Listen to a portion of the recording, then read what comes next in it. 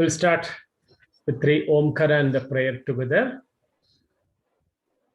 Inhale deeply. Om. Inhale. Om. Inhale. Om.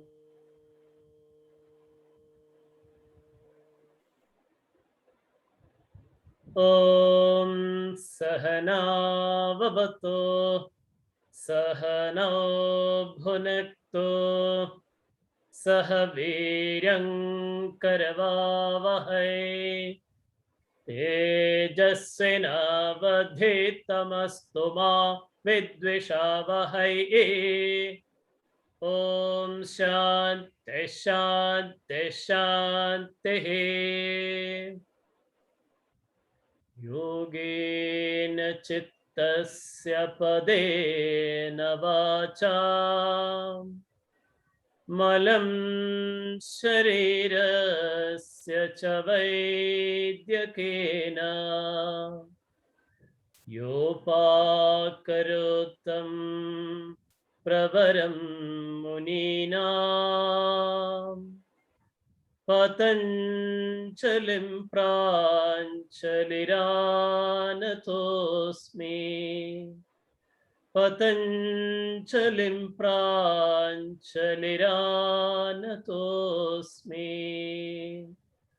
Om Shanti Shanti Shanti.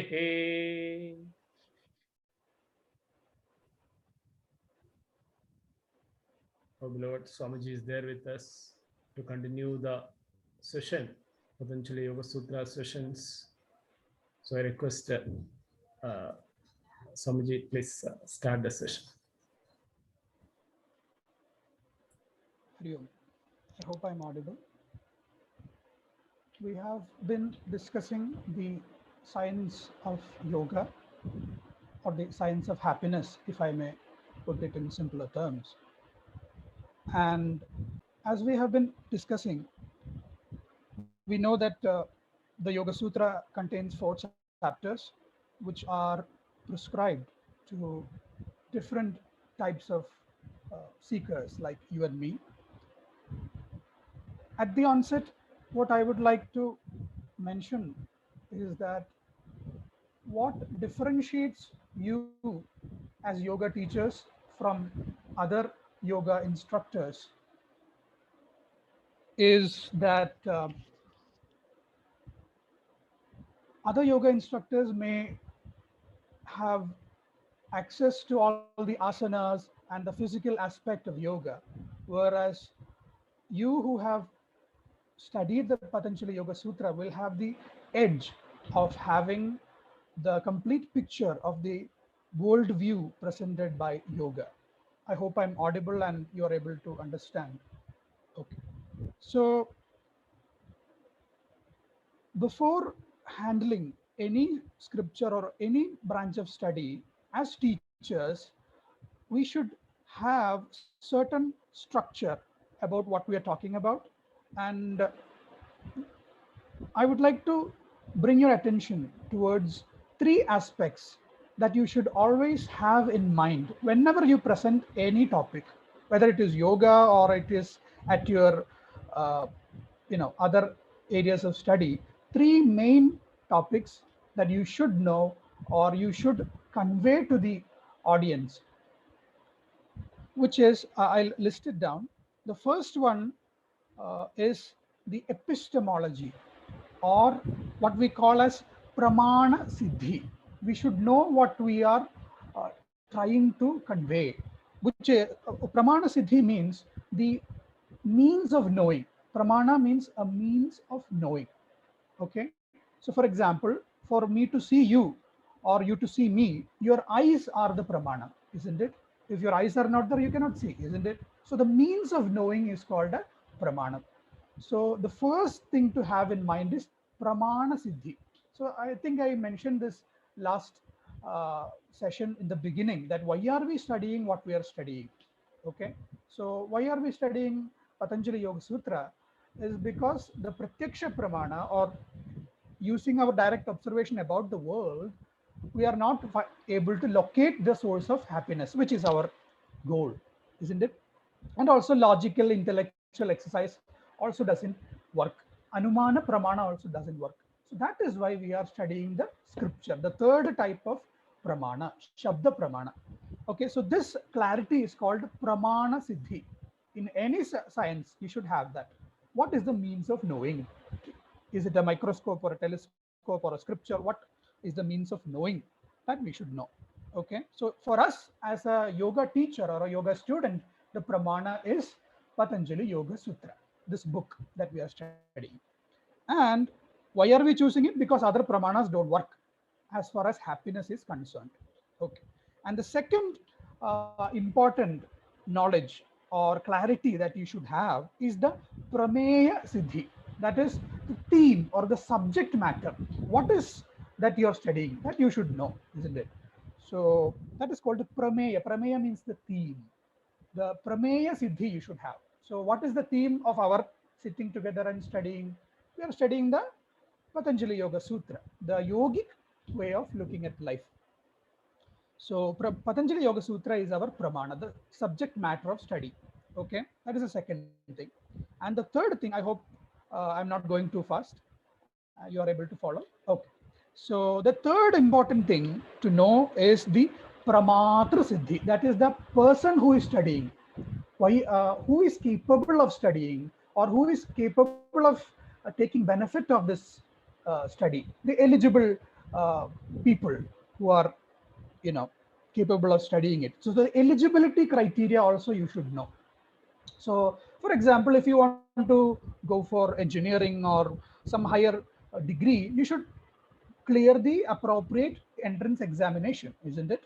In the same way, so Patanjali Yoga Sutra also, or the student of yoga also has certain qualifications. Eligibility criteria is there. Okay, so what is the eligibility criteria? As Patanjali has put it clearly in the second chapter, you should know the eight-limbed yoga, isn't it? Ashtanga yoga, you should know. What are the eight limbs? You may be, I hope that you remember, Yama, Niyama, and all that. So we will come to that, don't worry. So you should have a clarity on these three things. What are they? The epistemology, how to know, and the essence or the theme of the study. That is Prameya Siddhi. And the last is the eligibility. Who is eligible to study this? That is the quality of the student. So these three things are very important. And as far as yoga is concerned, the Pramana Siddhi is Shabda Pramana, or the scripture.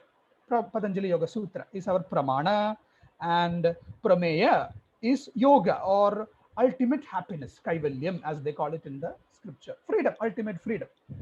That is the theme of our study, isn't it? Kaivalyam is the Prameyam. And the last is the eligibility of the student. What is the eligibility? He must know the eight limbs of yoga. I hope that structure you have it in your mind. Whenever you, because you are going to be the next spokesperson of this grand scheme of study. So you will be representing yoga to the world now. So you must have this clarity in mind. Okay. So we discussed yoga in the first chapter. Patanjali gave you the first and the most critical lessons in yoga. He gave you the ticket to yoga, if I may put it in that term, you know. So whenever we are going for higher studies or something, the first thing we do is take the ticket to go to the university, isn't it? So the ticket is with you. But that is the first chapter, which gave you the fundamentals like yoga, chitta, vritti, nirodha, and all that. And it also explained the meditative experience, asampragnadam, sampragnadam, and all that. I hope you remember. And so that is the first. The ticket is with you.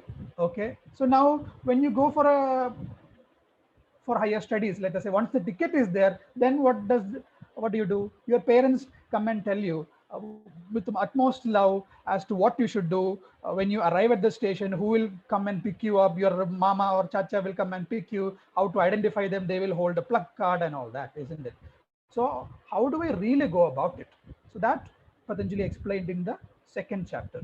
Kriya Yoga and all that, with all the values, the yamas, the niyamas, and all that. How do you uh, manage your outer world experiences so that your meditation experience can be a smooth one, isn't it? So that is what we discussed in the second chapter. And so now, if I may use the analogy of the, going for higher studies. So your parents will be, uh, when you get into the train and you sit down, they will come near the window and tell you, put the bag there, you sit down, and don't talk to strangers. If anybody gives you any food or drink, don't take it. All these things they say, isn't it? So that you reach the destination safely. You don't sit near the, what is that, trains, that door compartment and all that. So, but those loving instructions that they give so that you reach safely and don't fall here and there in between. That is what the third chapter is mainly about. Because when you proceed in meditation, there are a lot of different possibilities, and which may attract your attention and take you away from the main goal. Okay, so this third chapter is called Vibhuti Pada, or the chapter of special manifestations, or I would say the chapter of excellence. That is something I am calling it. So that, uh, you know, uh, you see, the basic theory of Patanjali is that the happiness or excellence that you are seeking is within you, and right now you're not able to access it because the mind needs some tuning, isn't it? That is what we are doing in yoga. You are tuning up the mind, and but as I told you before, what is the end goal? It is kaivalyam, isn't it? It is ultimate happiness. My happiness should not depend on anybody else or anything else. That is the freedom that you are seeking, or kaivalyam. So Patanjali is warning you, go directly to the classroom or the university where they will teach you kaivalyam. Don't go here and there, taking chart and all that. Don't wander around and fall into problems. So that is what Patanjali is trying to give you in the Vibhuti Pada. It gives you a compassionate roadmap on whatever you may discover in this path of yoga. So the basic theory of yoga is that when you focus the mind, chitta vritti nirodha happens, then your best comes out, isn't it? Yoga chitta vritti nirodha. That is the basic theory of it. So uh, when you master the mind, you can use that powerful mind or that focused mind in different areas, isn't it? So whenever any person of excellence is bringing out his best, that is using the focused mind.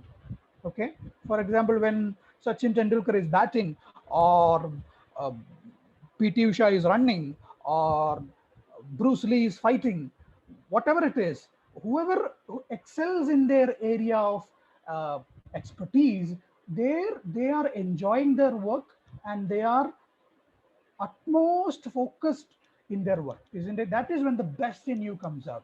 Okay, so Patanjali, I don't want you to think that Patanjali Yoga Sutra or the theory of yoga is just for yogis or yoga teachers. Wherever there is a focused mind, and wherever there where excellence is happening, there this yoga is what is happening. When they are extremely focused and on their work, they are in samadhi, isn't it? Their full attention is on the theme of operation. That is called sampraknyata samadhi, isn't it?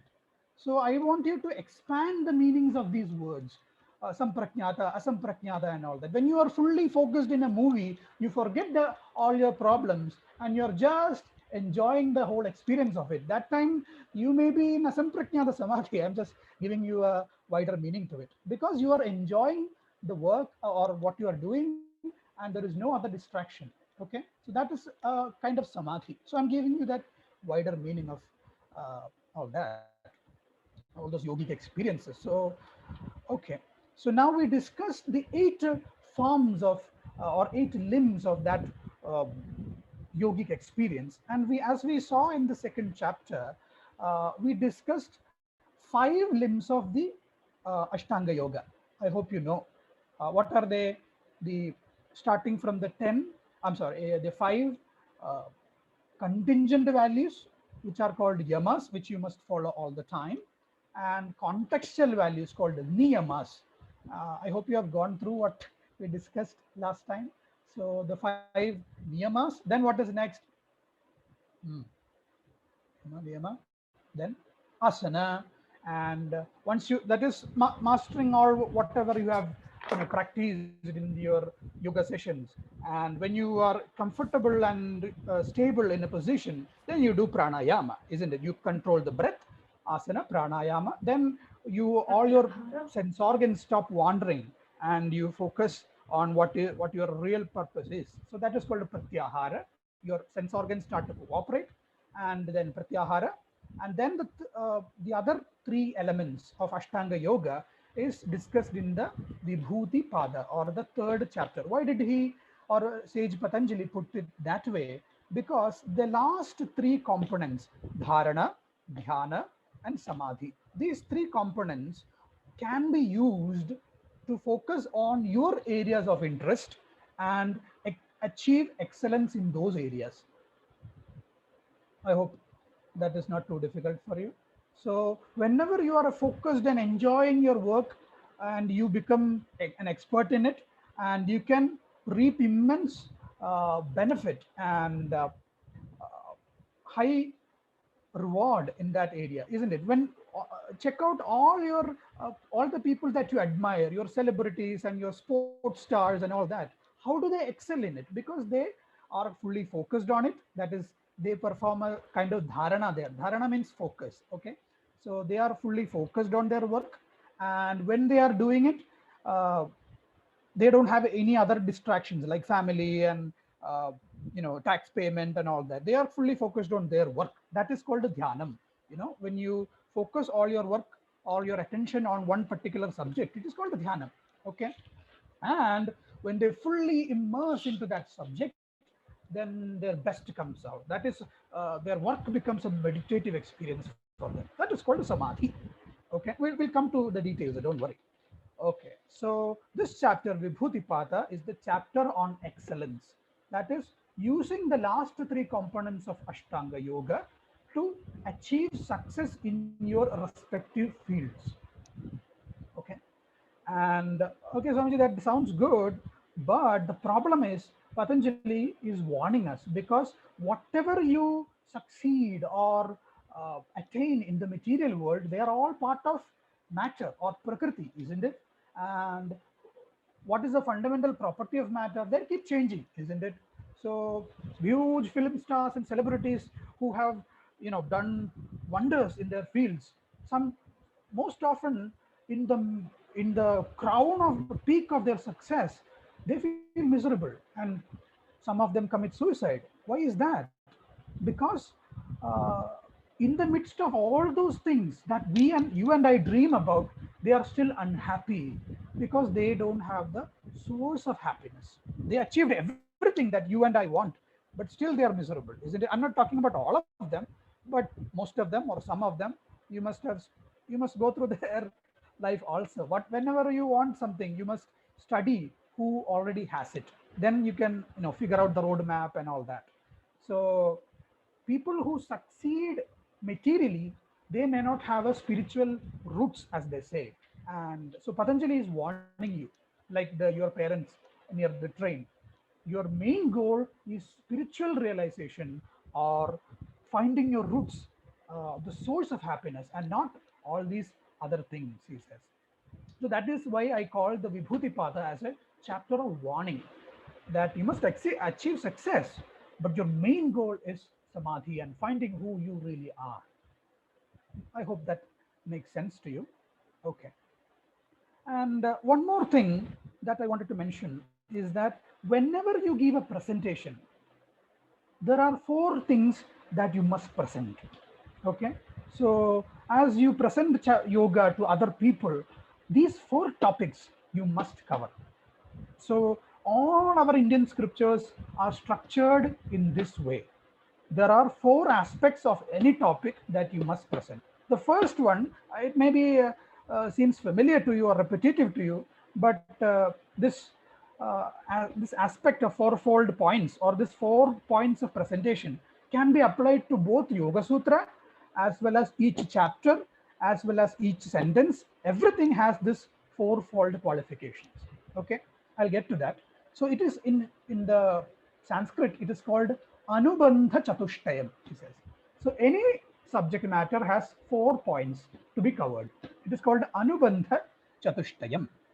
Okay, the first one is Adhikari, or the target audience, eligibility, as they say. So who is supposed to learn this? When you take a book, let us say any book, novel, or your study book, in the outside or in the outer cover, they will write, whether this is capable possible for children, or what is that, elders, or PhD students, or school level students, that kind of audience. What is the target audience? That is called adhikari, who is supposed to study, who is the student or the reader for this book. Okay, so as far as the Vibhuti Pada or this chapter is concerned, the audience is, in Patanjali's terms, it is the dull people. He says, I hope I didn't offend you, because why Patanjali is saying that? Because Patanjali's main goal or his passion or his compassion is to take you to freedom and launch you into uh, kaivalyam, so that you can manage life happily and cheerfully. So you forget happiness and your spiritual roots, and you focus on cricket or movies or wherever is your area of interest. That Patanjali doesn't agree to that. First, you must find your spiritual roots. Then you can manage all this. So adhikari, as far as, or the eligible student, as far as Vibhuti Pada is concerned, is called a dull sadhaka or manda adhikari. Okay, I hope it is not offensive to you and or to anybody. It is based on the compassion of Patanjali that we are putting it like that. And the second topic that you must know or present in any presentation is the Vishayam, or the theme of study. Okay, so as far as our study today is concerned, the Vishayam is Vibhuti Pada, or the third chapter. Okay, and the third topic to be covered is the Prayojanam, or the benefit of study. What is the point of study, isn't it? If you take a novel, they may write this is the best seller and the most thrilling book of the century and all that, isn't it? So a thrilling experience is the prayojanam there, isn't it? What is the benefit of reading the book? If you want to pass the examination, or 10th examination, this is the book, like they put it in the textbook, SSLC, NCRT and all that. So this is what is the prayojanam? You will pass the examination or you will get this experience. So that is a prayojanam, or the benefit of study, third point. And the last is sambandham. There is a relationship between the person who is studying and the prayojanam. That is how the reader or the student will get the benefit. Relationship between benefit and the student, that is called sambandham relationship. So what is the relationship as far as the Vibhuti Pada is concerned? Dharana, dhyana and samadhi. That is the means to attain all the superpowers and excellences mentioned in the chapter. Okay, Vibhuti also means superpower, or certain expertise in certain fields. So Patanjali is going to list out all that you can do with your meditation experience. So you can use your meditative techniques to explore all these fields. Patanjali will give you a list of fields to explore.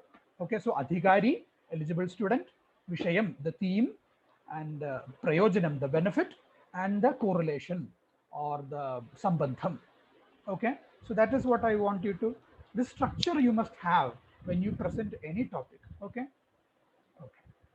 so now let us quickly read the Patanjali Yoga Sutra. The other two chapters I hope you will be reading on your own. So let us quickly, I want you to familiarize the Vibhuti Pada also. So if possible, one of you can read with me. I'll quickly read all the 55 sutras. Om. Adha Patanjala Yoga Sutrani, Adha Vibhuti Padaha, देशबन्ध चित्तस्य धारणा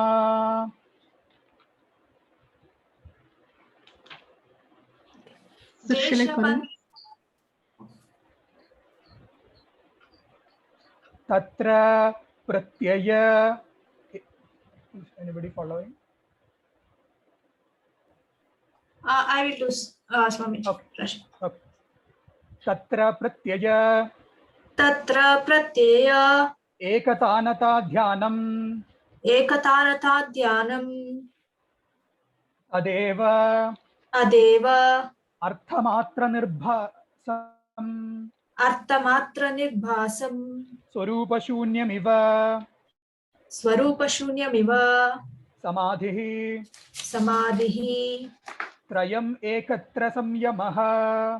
त्रयम् एकत्र संयमः तज्जयात् प्रज्ञालोकः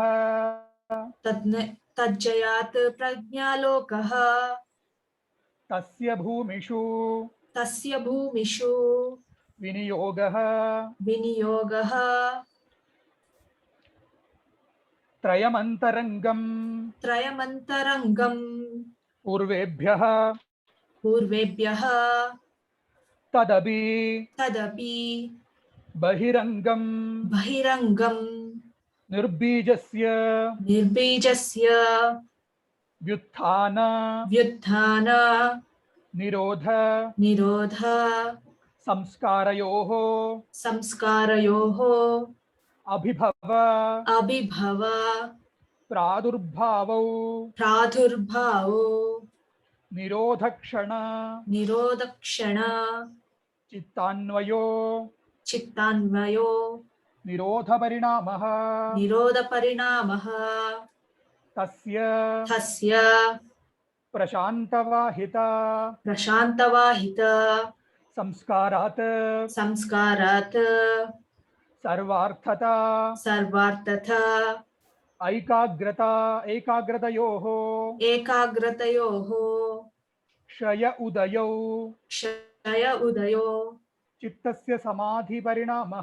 चित्तस्य समाधिपरिणामः शान्तोदितौ तुल्यप्रत्ययौ चित्तस्य एकाग्रतापरिणामः एतेन भूतेन्द्रियेषु धर्मलक्षणावस्था परिणामाव्याख्याता शान्तोदित अव्यपदेश्य धर्मानुपाति धर्मी क्रमान्यत्वं परिणाम अन्यत्वे हेतुः परिणामत्रय संयमात् अतीत अनागत ज्ञानम् शब्दार्थ प्रत्ययानाम् इतरेतर अध्यासात्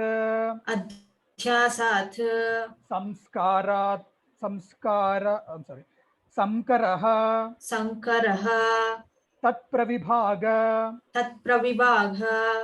संयमात् सर्वभूतऋतज्ञानम् संस्कार साक्षात्करणात् पूर्वजाति ज्ञानम् प्रत्ययस्य परचित्त ज्ञानम् न च तत् सालम्बनम् तस्य अविषयीभूतत्वात् कायरूप संयमात्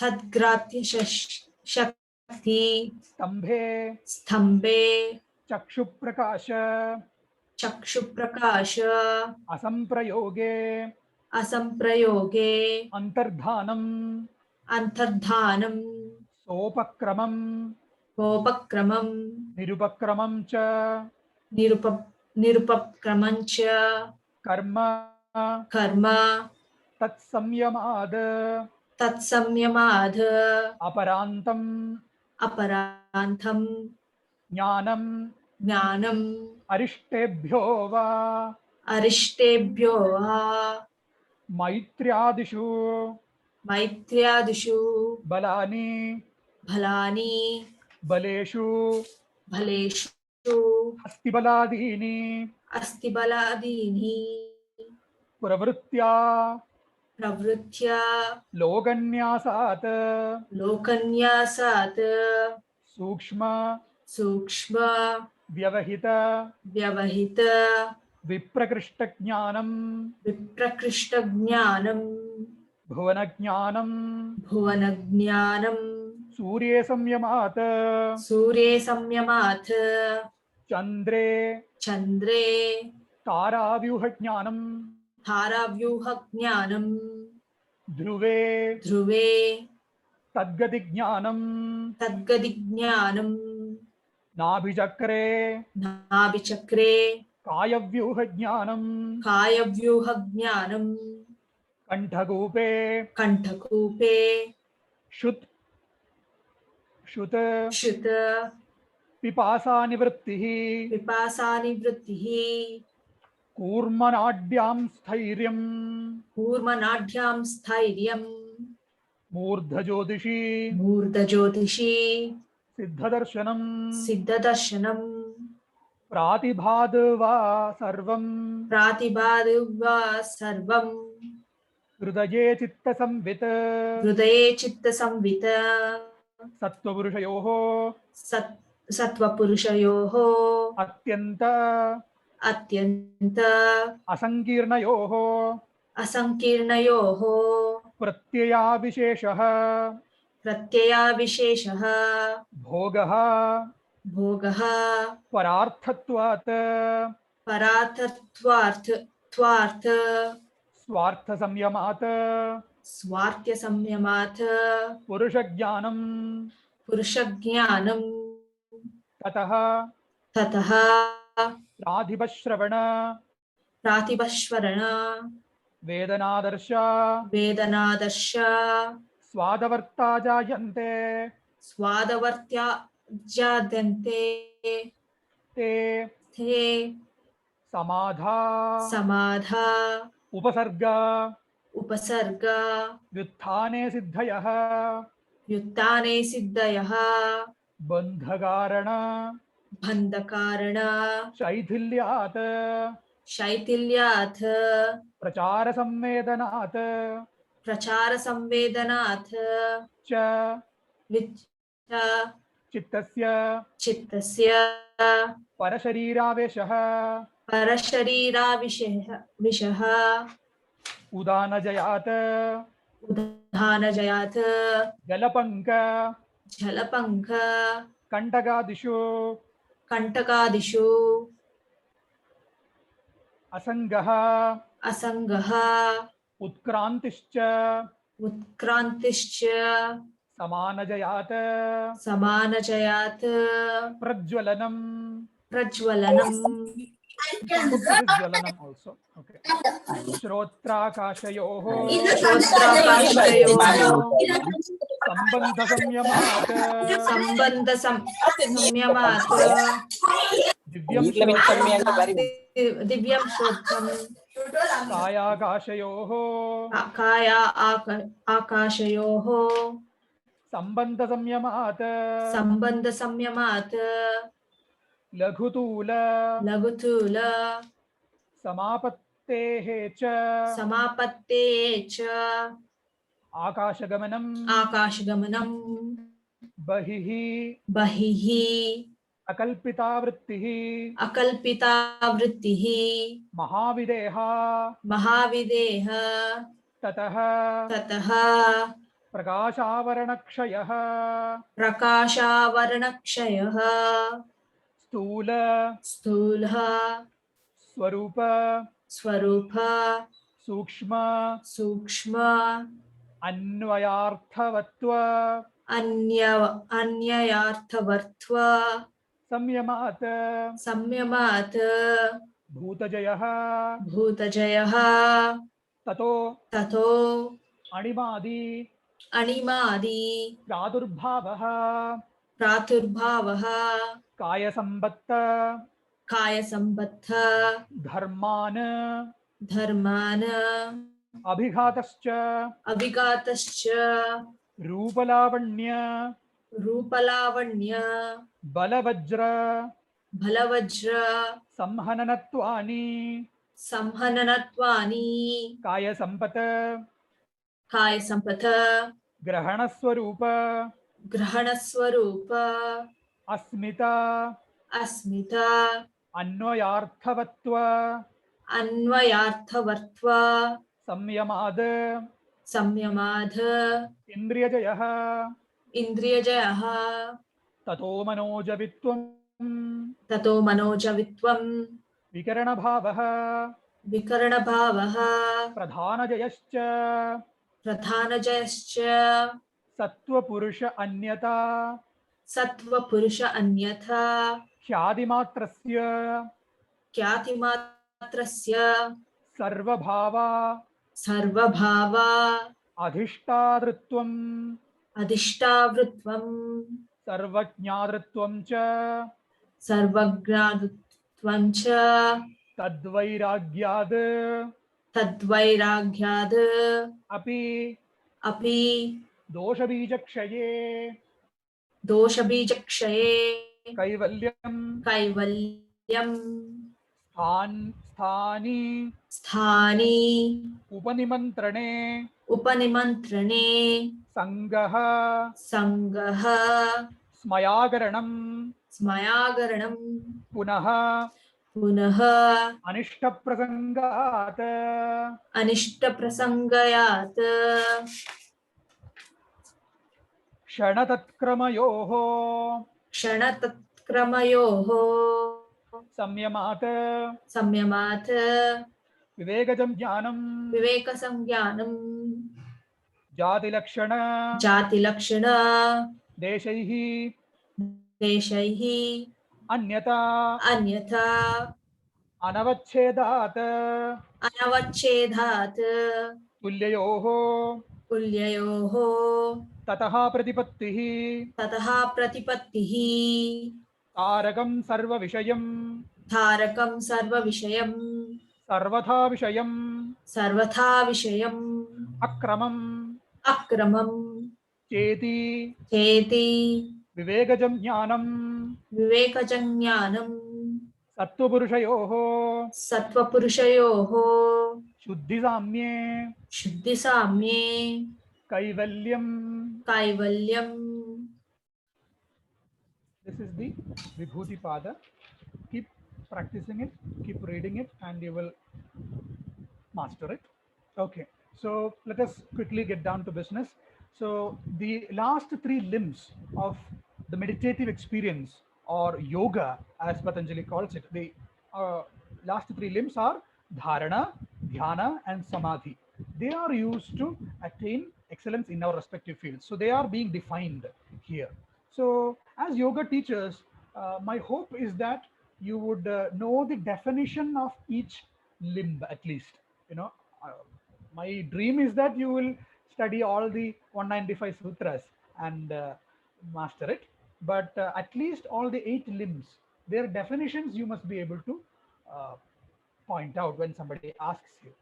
For example, what is the benefit of following ahimsa that we discussed last time, isn't it? So when somebody asks you, you must be able to quote the sutra. Ahimsa pradishtayam tatsannidho vairatyagaha, like that. You know, that is my dream. You know, I hope you will, you know, share that experience with me sometime. Okay. So the definition of the last 3 limbs is being given here. So what is the definition of dharana? He says, Deshabandha chittasya dharana. That is, focusing on any subject is called dharana. So the translation for dharana is focus. Okay. And one more thing I wanted to point out to you, is that this chapter is full of uh, you know distractions to the main goal, or those areas of expertise that yogis in our tradition have explored. So they are actually things to avoid. So we will not be going through all the sutras one by one as we have been doing till now, because they are, most of them are as they call it, out of syllabus. You need not study all of them. So if you are a advanced PhD student or something, then we can probably go through it. But as far as yoga teachers are concerned, these are not that important to you.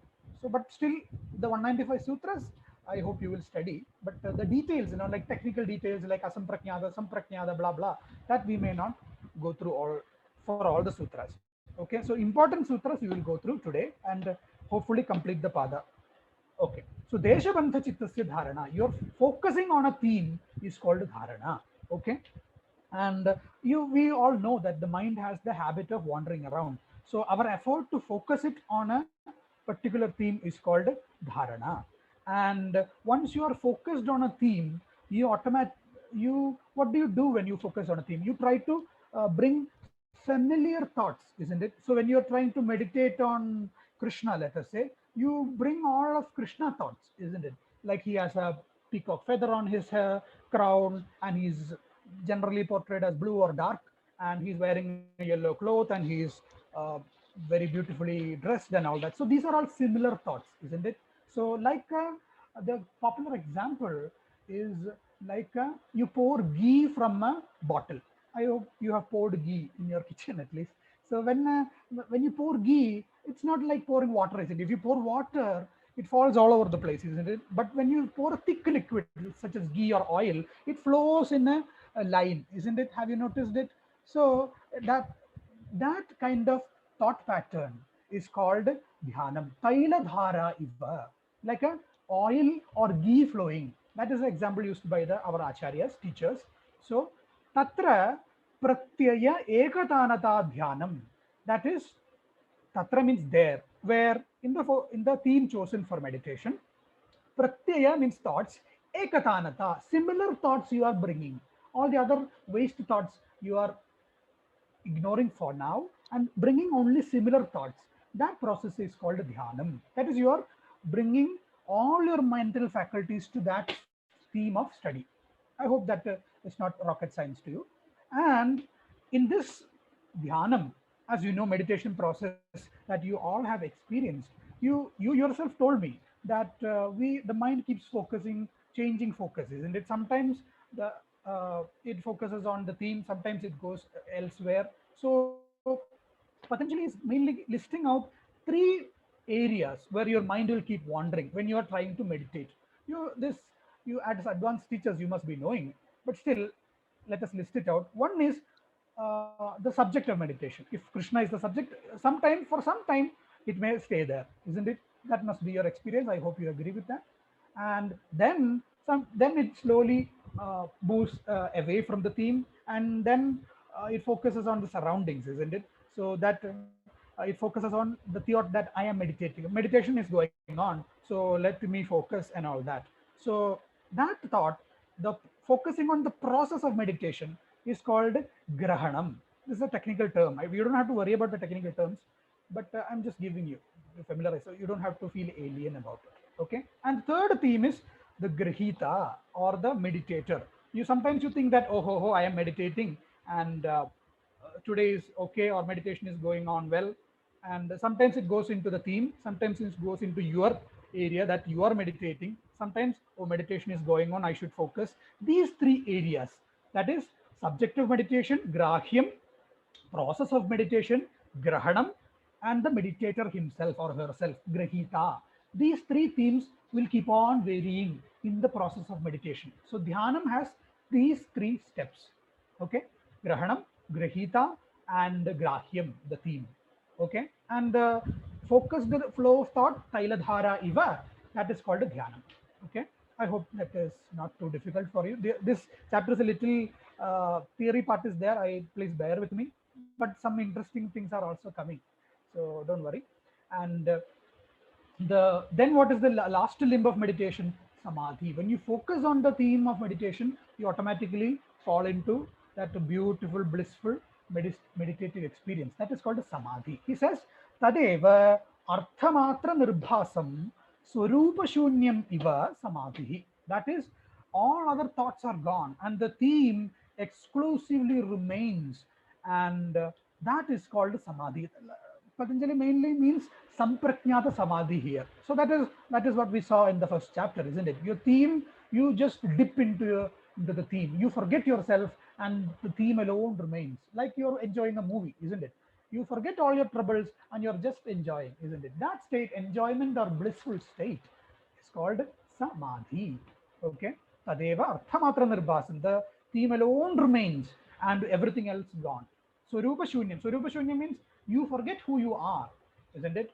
I am so and so, and this is the Yoga Institute. Everything you forget, and you just meditate.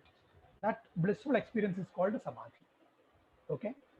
And so these three limbs, dharana, dhyana, and samadhi, they can be combined, isn't it? They can be combined to focus on different subjects, and that combination. These three things are together called samyama in yogic literature. Okay, so trayam ekatra samyamaha. When you use these three limbs, or you travel between these three limbs, sometimes you reach focus samadhi, sometimes you come back and you are again trying dharana, and then you are achieving similar thoughts, the dhyanam and all that. So you keep traveling between these three experiences. Am I talking rocket science? Have you gone through all this? Okay. So this is called, this process together, these last three components is called samyama. And this samyama is what you do wherever you excel or wherever you are focused on a piece of work. You are actually doing samyama. You are focusing, avoiding distractions and working on it, isn't it? So I'm simplifying it as far as possible. So this samyama, this tool called samyama, which has three components, can be used in many fields. And traditionally, our acharyas have used this samyama technique to explore various fields within the observed universe, and they have excelled in that, in those respective fields. Okay. And so that is what Patanjali says in the fifth sutra, Tad Jayata Prajnalokaha. When you master samyama, you can use that in various fields. Loka means a field of experience, okay, or your area of expertise. If it is yoga or badminton or whatever it is, your area, you use this focused mind to excel. Okay. Tasya bhumishu viniyogaha. In various areas you can apply it. Okay. And but my dear student, don't forget Patanjali saying that these three limbs, they are comparatively compared to the other limbs like ahimsa and being nice to people, these are much more spiritual, much more internal values. You know, you are sitting seriously. So trayam antarangam purvebhyaha, that is, these three trayam, they are much more subtle or internal than the other values that we have so far discussed. Antarangam purvebhyaha. Purvebhya means the previous things that we have been discussed, ahimsa and all that. These are subtle. So this is for advanced students. Okay, so this is for you people. So the Patanjali is, kind of focusing or bringing your attention to this important topic. But don't forget, that is these three. Don't think that, oh, I mastered meditation, now I can conquer the world. Don't think like that, because your main goal is happiness. Tadapi, even if you master it, bahirangam nirbijasya, your goal is asampraknyata samadhi and excelling in your meditation and kaivalyam, permanent happiness and all that, which here nirbija means asampraknyata. In the chapter 1, we saw that nirbija means all your distractions are gone, isn't it? Your seeds of suffering are all burned out and you become happy all the time. That is called kaivalyam or nirbija. Here it is the beauty of the Sanskrit language. Nirbija means asampraknyata samadhi. That is your autopilot samadhi, isn't it? Yes, you are blissful for what is that? Your involuntary amount of time. You have no control over it, and you are blissful as far as the meditation allows you.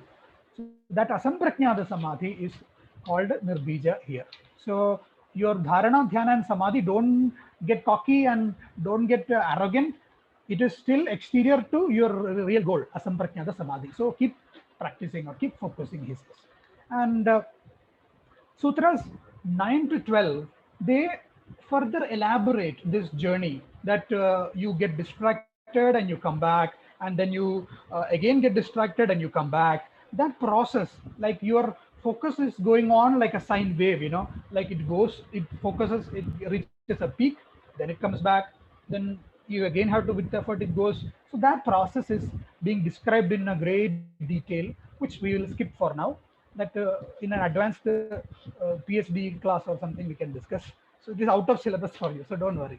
So 9 to 12, it says three, what is that? Three processes are involved. That is ekagrata, that is your focus.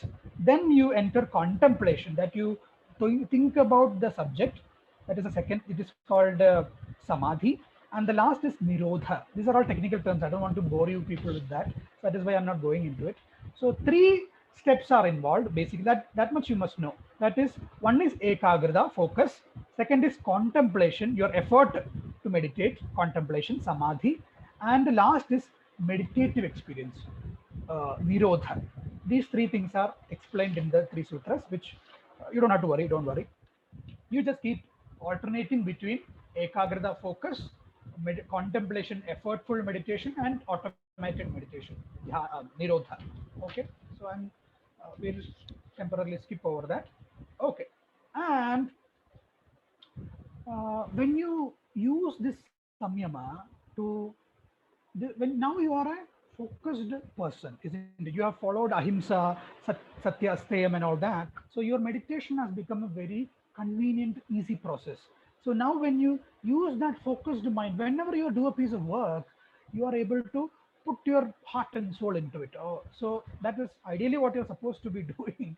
So he says, so when you use this mind to explore the universe, you will discover a lot of wonderful new phenomenon in the universe. That is why in the Vedic literature, so our acharyas or our teachers, they use this meditation technique to study the universe. You must be knowing that India was the world leader in metallurgy or science, technology, and literature, all the human fields of expertise at a certain time in the Vedic times.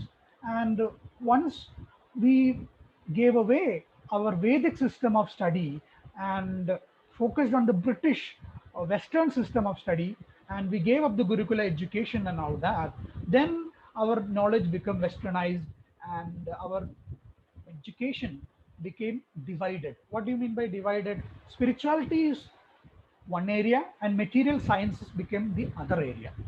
We became divided in our approach to life altogether. So science became different from spirituality, isn't it? So that is something that we yogis or students of yoga have to correct. So what I'm trying to say is that when our teachers who gave us the Vedic knowledge, they used this samyama technique to study the universe, and they discovered all the important laws of the universe. For example, we studied in the school literature that Copernicus discovered that the earth is round, isn't it? Or Isaac Newton discovered the theory of gravitation, isn't it? But our Vedas or ancient literature tells they use this meditation technique to observe the universe, and they discovered all these laws like thermodynamics and gravitation and all that. But they just casually mentioned it here and there. Because why did they do that? Because our main focus is happiness and spirituality, not science and technology and all that. We need those, but mainly you focus on what is that, your internal spiritual values, and you reserve your happiness. So I would like to take a small distraction from our topic and just show you what our Vedas are capable of. So I'm with the permission of the admin, I'm trying to share some of the Vedic revelations, which show that the modern scientific discoveries that are, you know, patented and all that, they are just casually mentioned in the Vedas, because our rishis knew that science and technology will not ultimately help you, but spirituality and happiness will. Okay, I'm just taking a small anecdote.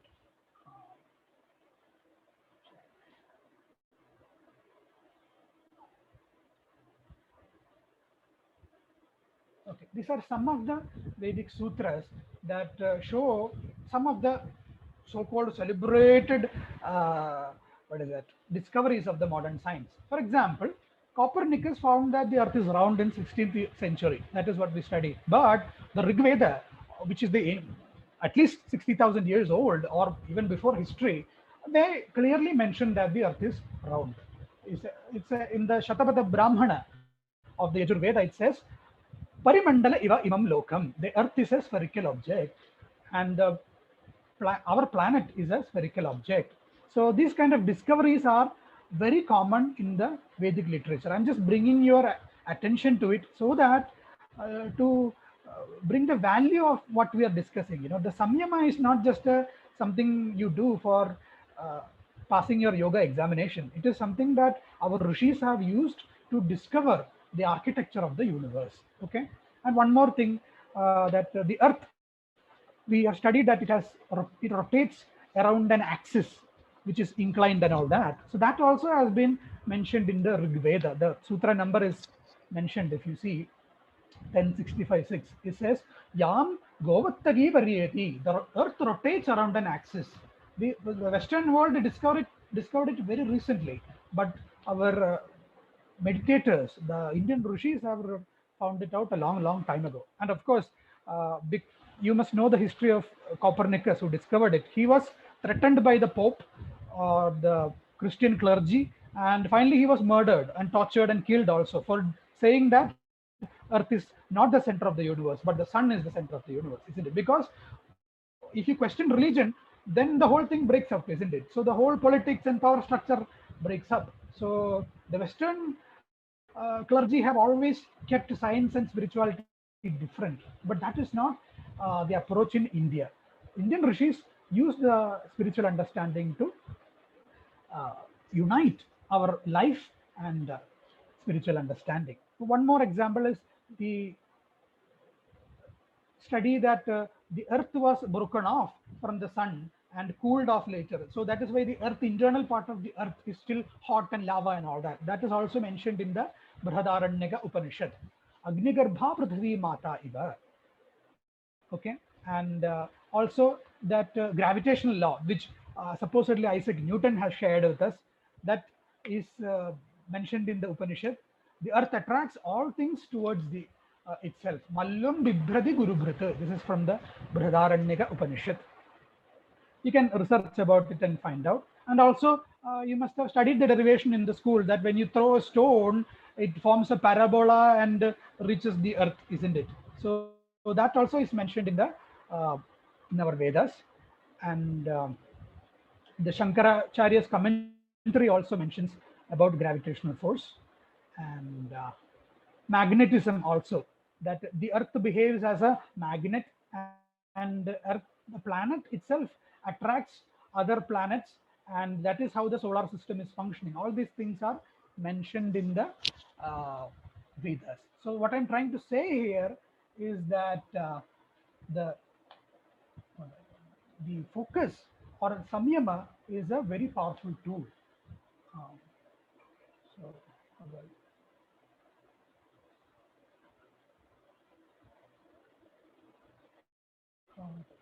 would like to stop sharing this. Okay. So what I'm trying to say is the samyama is a very powerful tool that our acharyas use to focus on different areas. So once you focus on different areas, you discover the deeper science of all these areas, and that is where vibhutis come into, or excellence, or deeper knowledge of those fields come into. That is the main theme of this chapter, Vibhuti Pada. That is using Samyama to discover deeper realities in the dead inert Prakriti layer, which you are not supposed to do, or your focus should be on the happiness. Okay, so some Patanjali gives out some 36 superpowers that you may discover if you use samyama on different objects. We will not be going through all of it, but some of it I'll just briefly mention. Okay, I hope you are familiar with superhero movies or Bahubali or and all that, because they showcase all the CGI and computer generated graphics to, you know, focus our attention towards superpowers. So those kind of excellent superpowers are being discussed in the chapter. So verses 16 to 36, they give you superpowers which deal with enhancing your perception, you know, knowing deeper subjects. That is called jnana swarupa vibhuti. That is you know, mind reading, or knowing something which is far away, predicting the future, those kind of superpowers which are related to knowing things which you are otherwise not capable of knowing, enhancing your perception. Those jnana superpowers are mentioned in the 16 to 36 sutras, and other superpowers like, you know, creating matter, or what is that, enhancing your speed and super that power, strength, and all that. So that is kriya rupa vibhutis. That is action oriented superpowers. They are mentioned in the sutras 36 to 54. I'm just giving you a summary of what we are discussing here. We will not be going through all of it. I'll just quickly mention what all are the superpowers that Patanjali discovered, or our acharyas discovered in their um, inquiry into the material universe. You go through them and see if you are interested in any of them. First one is predicting the past and the future. Okay, this is and one more thing, that one important thing that I wanted to bring to your kind attention is that when we discuss superpowers, nothing in the yogi's universe is a supernatural phenomenon. Okay, there is no such thing as mysticism, or uh, what we call as magic or miracles in yoga. What do you mean by magic? Magic is some just a play of your hands and fingers and some cards and all that, isn't it? That once you understand the trick, it is no more magic, isn't it? In the same way, Patanjali is assuring you that there is nothing in the world called supernatural, ghost and all that. It is not there. What they're trying to say is, once you use the focus, the mind to study something deeply and you understand it, then there is no such thing called supernatural. Okay, that is also something that I want you to understand, because there is a lot of babas and yogis and gurus who are trying to cheat people based on these kind of superpowers, you know, drinking poison and what is that, eating uh, dead bodies and all that. You know, a lot of grotesque or unbelievable things are there in the world of spirituality, and that many people get distracted into it, and they lose focus on discovering who they are and forget the real goal of spirituality, which is happiness, you know, living your full life. So Patanjali Yoga Sutra also is dedicating one full chapter to vibhutis, to make us understand that everything is science and everything can be understood if you use your focused mind. I hope that makes sense to you. Okay, so one is predicting the past and the future. You see, Patanjali says in Sutra 16, he says, Parinamatraya samyamat atita anagata jnanam. He says, you see, predicting is not exactly what is magic, you know, like we predict our weather. Let us say, how do you predict weather? You use satellites and study the pattern of something for a long time, and you estimate what is going to happen in the future, isn't it? Because there is a pattern that you can see.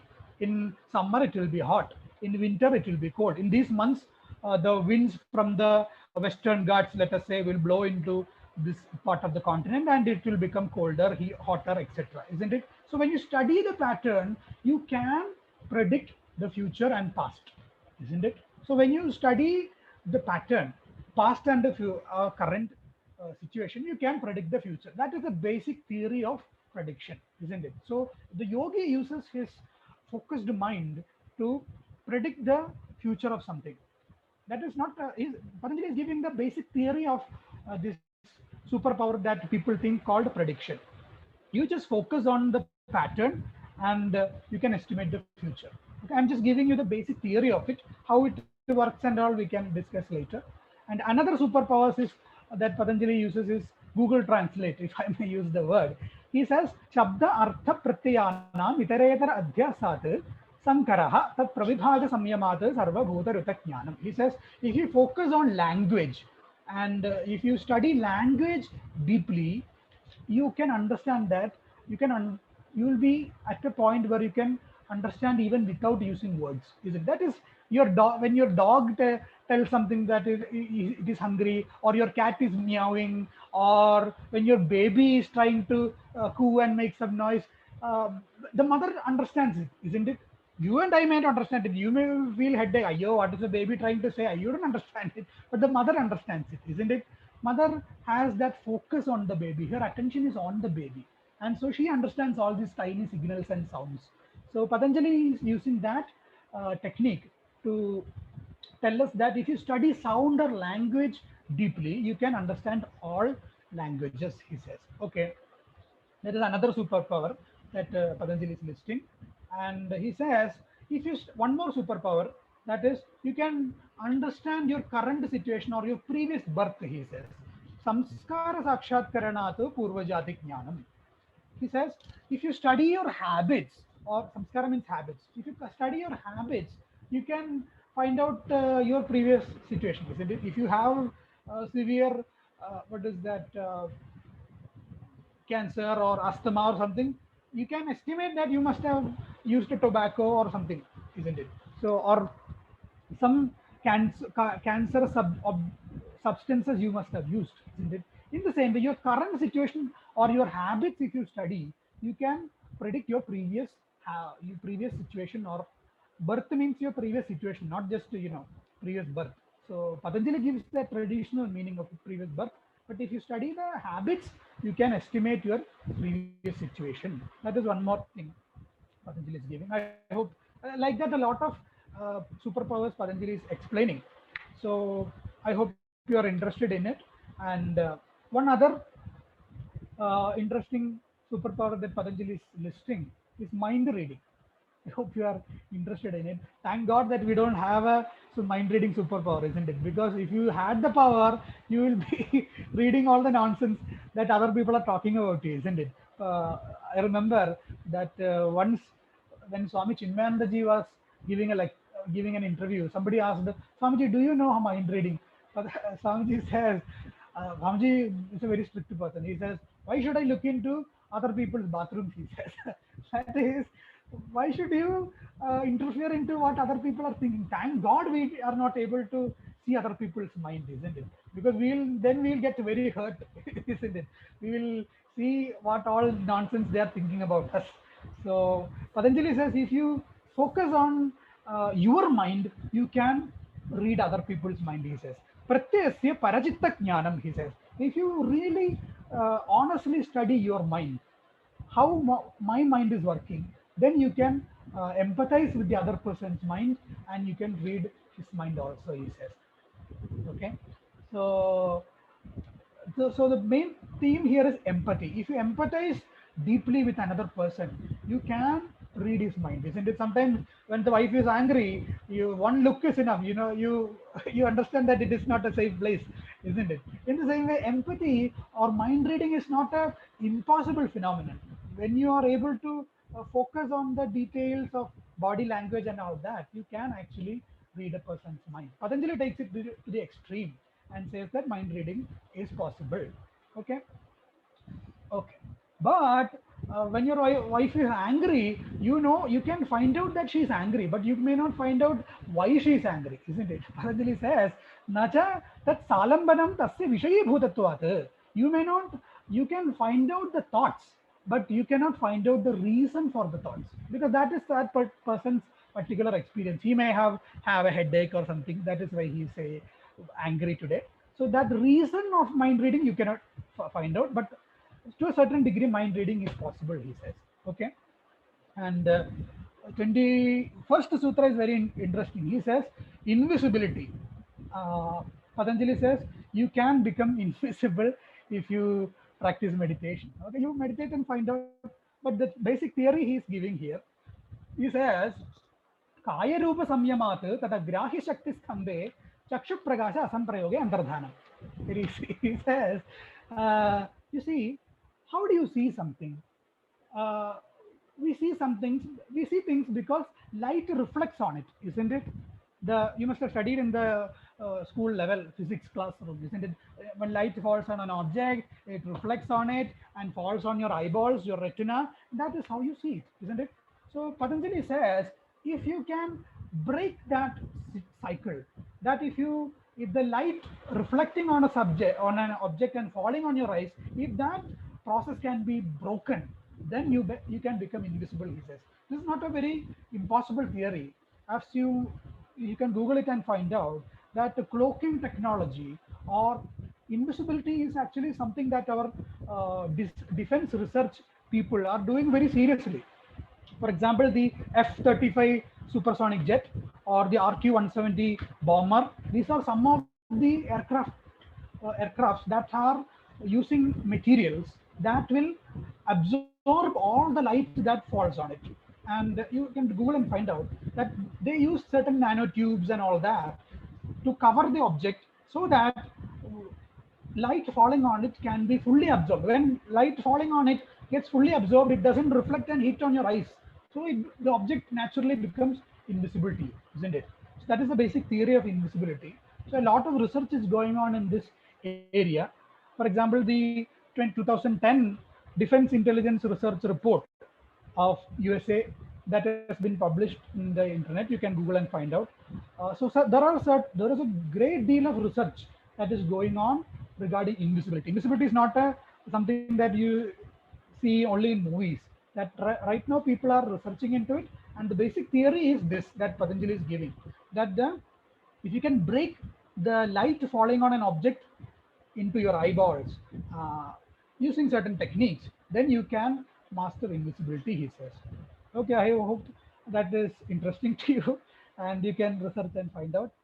Okay, and one other thing he says, can you predict when you will die? Well, how many of you would like to know when you will die? You don't want to know? Okay. So you see, nowadays the Western medicine is struggling with the COVID and all that, isn't it? But earlier, our traditional Vaidyas, who are doctors, who are acharyas, they used to easily predict what is the problem with the patient. They won't even come near a patient. Now they have to take your pulse and put the stethoscope, and still they make a lot of mistakes, isn't it? But our traditional Ayurveda acharyas, they don't even come near you. They look at you from 15 feet above, far, and they recommend some medicine, and you are fixed. So how do they do that? It is by carefully observing your physical structure and your energy level and your mind, how cheerful you are and all that. Using that, if you study your body very carefully, he says you can estimate how far you will live, he says. So there is something called Arishta in Ayurvedas, not the drinking medicine called Arishta. There is Arishta means the sign, the life sign of your body. And for example, if you can refer Mahabharata Shanti Parva 317, chapter number 317 is a chapter on Arishtas. That is signs of impending death. When a person will die, that can be found out.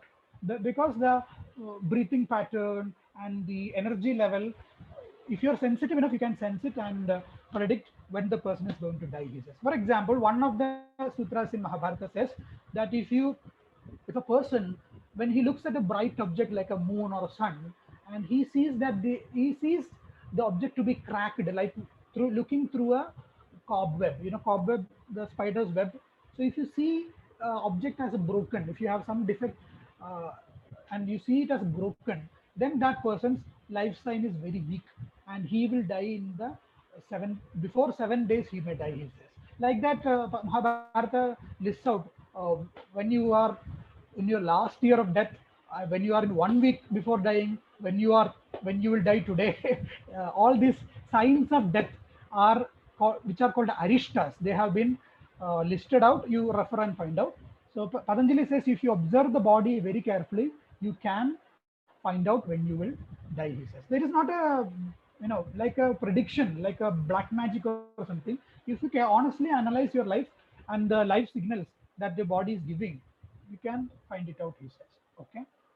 And one more interesting superpower that Patanjali is mentioning is Baleshu Hasti Baladini. He says if you meditate on objects or animals or plants in nature, you can uh, get their strength, he says. The example used by Patanjali is if you meditate on a strong animal like elephant, you can develop strength, he says. Okay, so it's like the principle that we use in gym. The gymnasium, they keep a picture of Arnold Schwarzenegger or Ranbir Kapoor and all that. So when you look at them, your mind focuses on them, and you want to build up muscles like them, isn't it?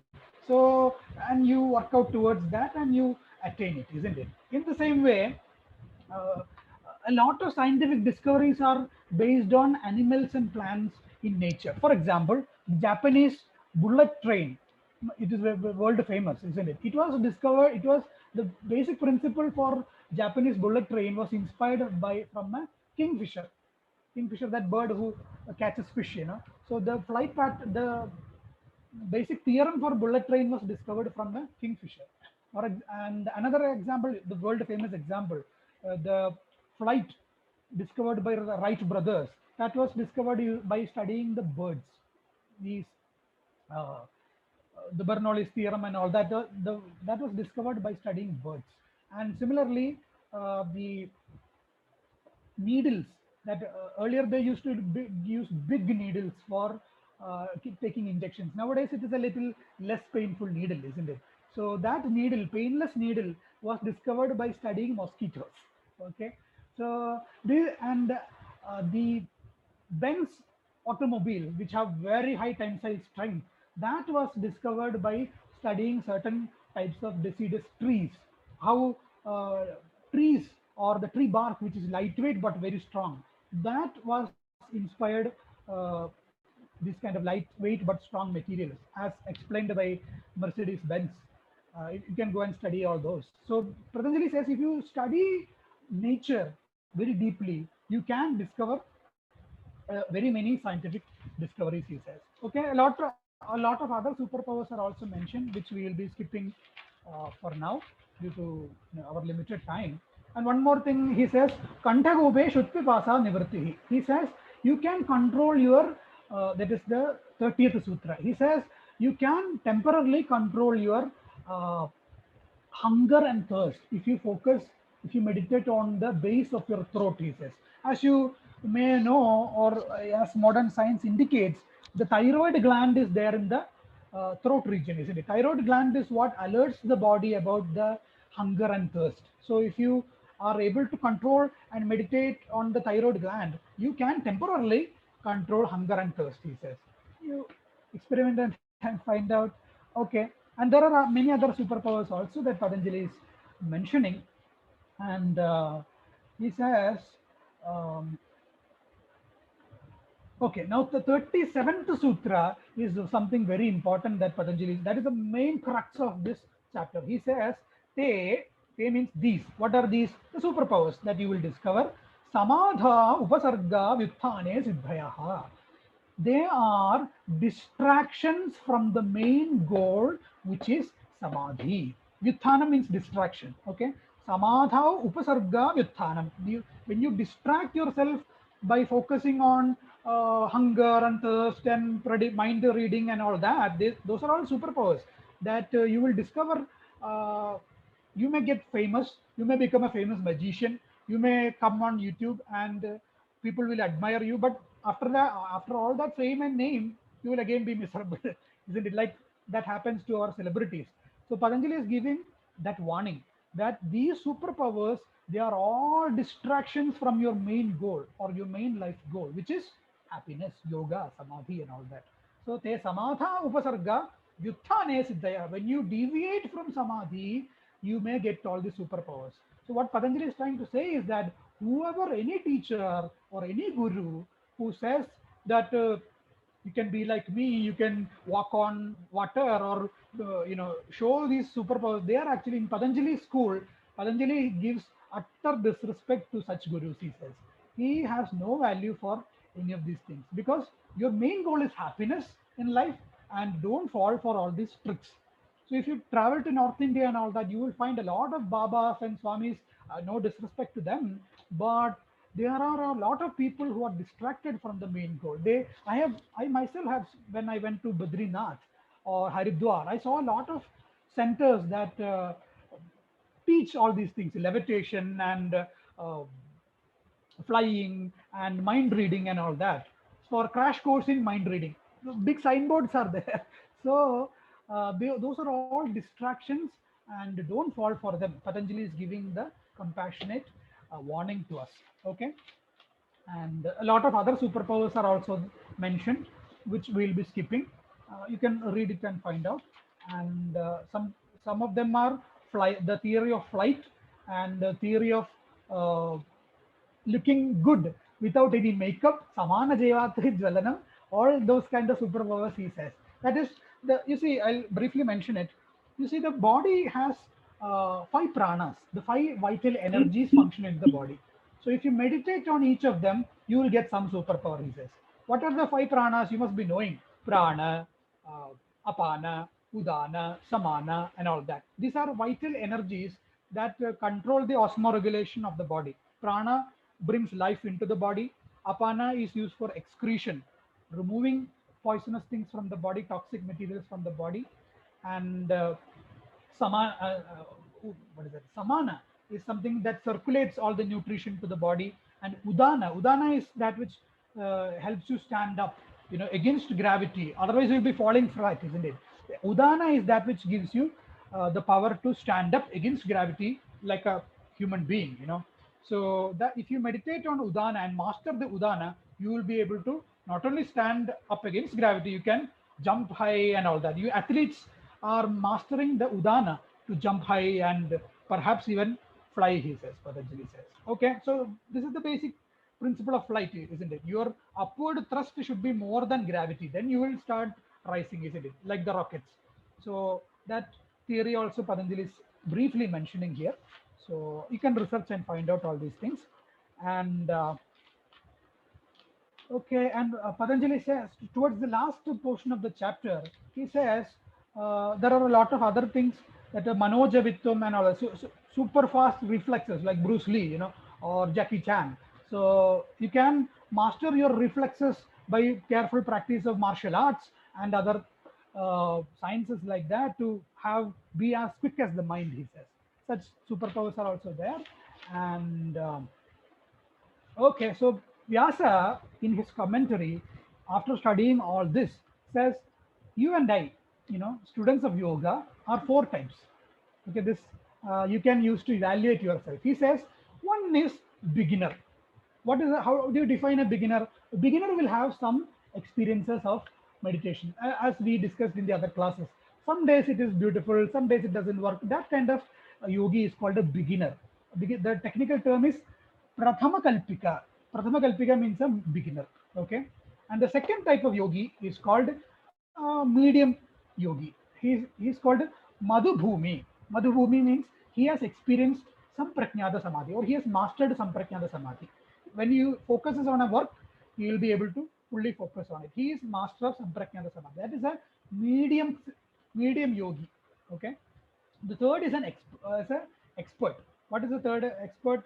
What is his capacity? His expert means, the Sanskrit word is prajna jyoti. That is expert in Sanskrit. His capacity is that all the sense organs, he is master of it. He doesn't, unnecessarily eat too much or starve himself. His eyes don't run around, his ears don't listen to gossip. He's a master of his sense organs. So that kind of person is a truly disciplined person. Is called an expert. He is called a prajna jyoti. Okay. And the last one is called a real master. He is he has no other vocation but kaivalya, being happy all the time. That person is called an expert or a master. He's called Atikranta Bhavaniya. This is something in the yoga, Vyasa Bhashya of the Yoga Sutra that you can find out. So beginner, intermediate, expert, and a master. These are the four types of yogis. One has some experience, spiritual experiences. Medium has some Sampragnata Samadhi.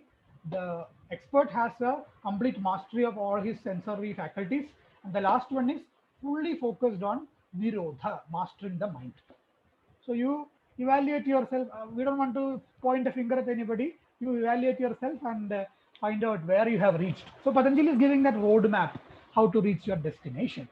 Okay, and Patanjali finally says, so when using this focused mind, when you focus on any of your, you focus on any part of the observable universe, you will find ultimately find that it is all dead inert matter, and you will discover that you who are the observer of the universe is a, you are alive, isn't it? So you are the observer of the universe, and you are not part of any thought process or definition or notion.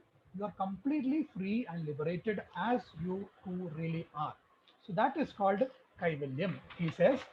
So that final flowering of your viveka is called vivekajam jnanam. That is also something that you discover in your meditation. So when you practice meditation with full seriousness, you, no matter what subject you choose for a meditation, you will finally see that it is all dead inert matter, and you who are the observer of the matter is a real thing. Matter doesn't matter, and you who are the prime focus of the meditation practice, that is the real truth behind all this. And matter can be easily managed because it doesn't matter, isn't it? Matter will keep on changing, and I who does not change ever, that is the real truth. And that is what Patanjali is leading us towards. He says, when you are perfectly clear as to who you are and what is matter, thought, body, etc., when both mind and you both are equally pure, then you reach what is called Kaivalyam. The last sutra, 55th sutra, is one definition of happiness, he says. Sattva Purushayoho Shuddhi Samye Kaivalyam, he says. When Sattva means your buddhi, your all your intellectual information, and you who are the seer of that information, Purusha, when both of them never mix, and Sattva Shuddhi Purushayoho Shuddhi Samyam, they both are equally clear to you, then you become liberated, because no definition, no stupid idea bothers you, and you are happy on your own. That is Patanjali's definition of Kaivalya. And the last chapter called Kaivalya Pada clearly explains what it is. Patanjali just gave you a nutshell of what it is. And if possible, we will be discussing the Kaivalya Padam last chapter also. So I ran through the Vibhuti Pada because it is not that important for you. And because all the superpowers, all the mysticism and the magic tricks that you see in spirituality, they are all useless distractions from the main goal. That is the main message of the Vibhuti Pada. I'm repeating it again. I hope what we discussed is beneficial to you, and I hand over to Prasadji. If you have any questions, you can ask if time permits. We are supposed to stop